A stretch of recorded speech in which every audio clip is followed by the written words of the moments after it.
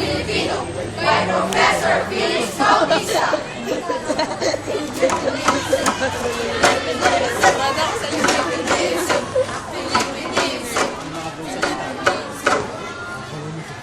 I like to think that I am a Filipino, that I am as good a Filipino as anyone.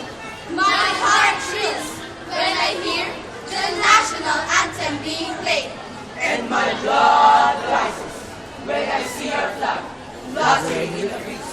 And yet, I find myself asking, how Filipino am I really? My first name is American. My last name is Chinese. When you're with your girlfriends, or more correctly, when you are with your friends who happen to be girls, how do you talk to them?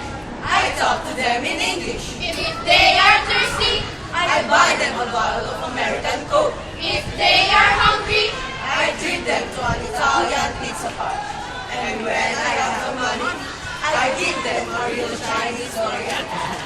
Considering all these, considering my days, for many things boring, what right do I have to call myself a Filipino?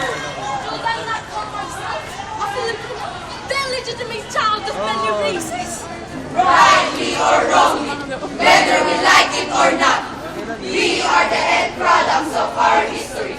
Fortunately or unfortunately, our history is a comingling of polyglot influences. Malayan, And Chinese, Spanish, and British, American, and Japanese. this is historic fact. We cannot ignore. Yes, a cultural reality we cannot escape. Born to believe otherwise is to indulge in fantasy. I must confess, We must I confess. am an extremely confused and bewildered young man. Wherever I am, whatever I may be doing, I am bombarded on all sides by people who want me to search for national identity. Tell me the language I speak should be replaced by Filipino. They urge me to do away with things foreign, to act and think and buy Filipino. To act and think and buy Filipino. Even in art, I am getting bothered and bewildered. The writer should use Filipino as his medium, the nationalist cry. The painter should portray him purely Filipino. They man. The composer should explore endless possibilities of the haunted continent. They insist.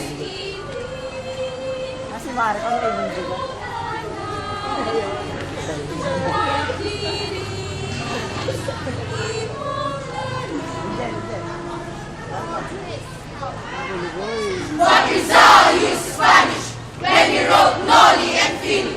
Noli and Fili. What's less of a nationalist because of it? As the artist to be truly Filipino, big with the juice of the duhat, And must draw pictures of topless Muslim women or e-girl warriors in G-Street. The composer, the shirt, the kundiman, and he writes song faithful spirits of the youth of today. Does he become a Filipino? We are what we are today. We are what we are today. We are what we are today because of our history. Our culture is tinged with foreign influences, but it has become rich journey. Stinging, in fact, to speed us on the road to national greatness. Look at America. It is a great country, and yet it is a melting pot of Italian, and German, and British, and French, or Irish, Swedish. Italian, and Philippinism, after all, is in the heart. That heart beats faster because of Philippines is making progress.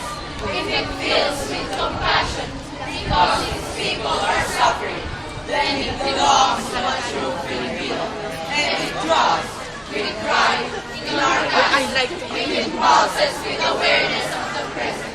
If it feels with the pain of the future, then it will last for nothing. More all other things are unimportant. I am